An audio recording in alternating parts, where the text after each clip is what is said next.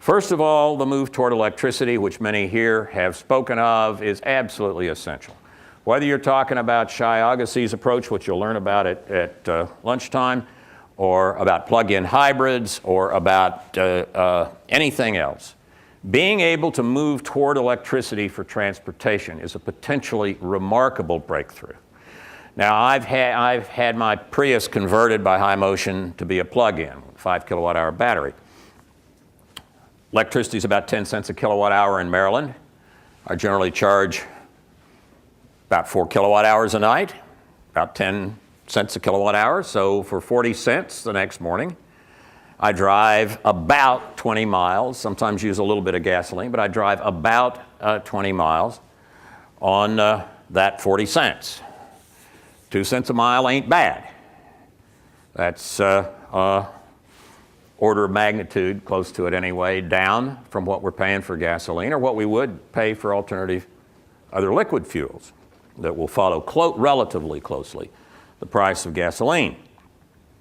That means that we're not just anymore with electricity in the world of trying to convince people that for global warming reasons, which I think is a perfectly fine reason, or for foreign policy reasons, which I think is for a perfectly fine reason, that they should make some kind of a shift in what they drive. We can say, are you interested in driving at approximately a tenth the cost of what you're driving at now?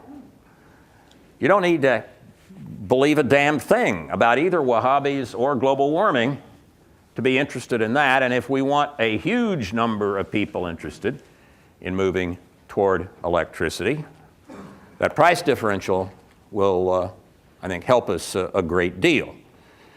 Some of the things we'll move toward will require some added infrastructure. Certainly software with respect to the grid to implement time-of-day pricing so people don't all charge at the same time, et cetera. Some infrastructure will be needed. Shai will tell you at lunchtime about some of the infrastructure improvements and so forth that are needed in his approach. But one thing that is at least interesting to me is, I'd say one of the reasons you don't want the government choosing the exact approach is the government has chosen now in the last 25 years 2 ways for us to get off oil. The Synfuels Corporation, which immediately went bankrupt right after it was founded in early 1980s, and the hydrogen highway for the family car. Or, I guess, if one is a few miles south of here, the hydrogen highway. Now, hydrogen has a lot of uses.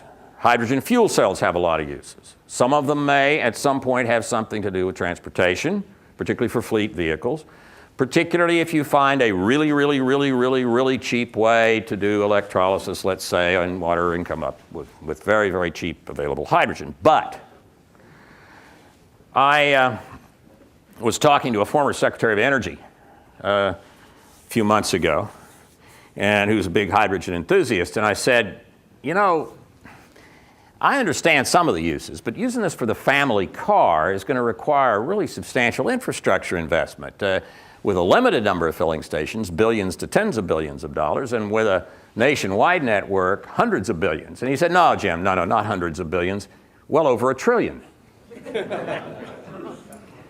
Well, compared to the $1 trillion infrastructure for hydrogen for the family car, because you don't want to just fuel at home, you kind of need to be able to fuel other places too. With respect to a comparison, when I picked up from A123 my converted Prius, I stopped by Walmart on the way home and picked up my infrastructure. I splurged, $49.95, 100 feet long, orange, black at each end. I could have gotten by for $19.95 if I wanted a 25-foot infrastructure, but I got a 100-foot infrastructure. Just, yeah, splurge. Compared to $1 trillion for hydrogen filling stations, everybody getting an added extension cord looks pretty good. So one thing we want to keep in mind is being able to use existing infrastructure and be able to expand from it, but be able to get started and started now.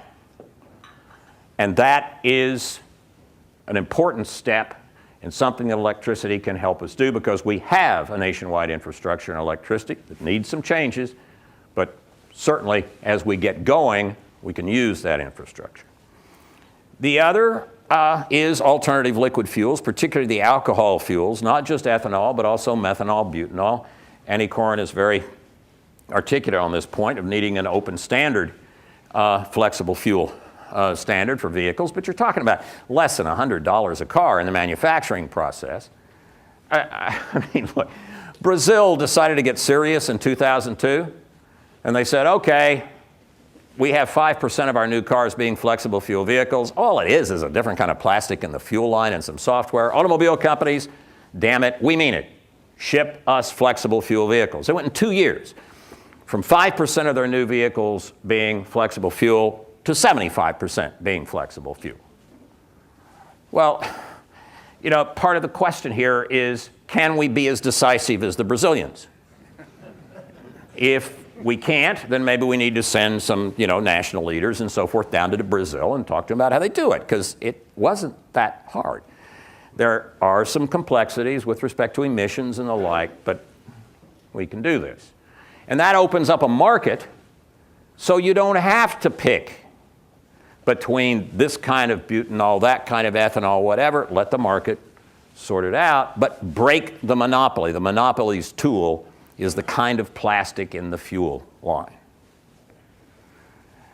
Probably have to mandate some filling stations, but there are lots of people, Walmart and others, who are willing to pump ethanol or butanol or methanol. So we have some real opportunities here to use the existing infrastructure and relatively small modifications of the existing infrastructure to open up the transportation market to substances and fuel other than oil. I think principally electricity, and in a strong secondary position, the alternative alcohol-based liquid fuels. I get about 150 miles a gallon when I'm driving my Prius in its mode using the higher powered battery, because still use a little bit of gasoline, 150 to 200 miles a gallon. And if that Prius were also a flexible fuel vehicle, and so when I needed liquid fuel, I'd be burning 85% ethanol instead of gasoline, I'd be getting well over 500 miles a gallon of gasoline with technology that is now on the road. Millions of flexible fuel vehicles are on the road here and in Brazil. Hundreds, before long, thousands of plug-in hybrids on the road. What we need is to be decisive and move toward this. I was making these remarks and used that over 500 mile per gallon figure in Washington a few months ago, and a gentleman, let's say, from a very important Middle Eastern country that produces a great deal of oil, came up to me afterward. I'd known him for some years, and he said, "Jim, 500 miles a gallon, you're going to destroy my country." I said, "We don't want to destroy you, but we do think you ought to get real work." Thank you.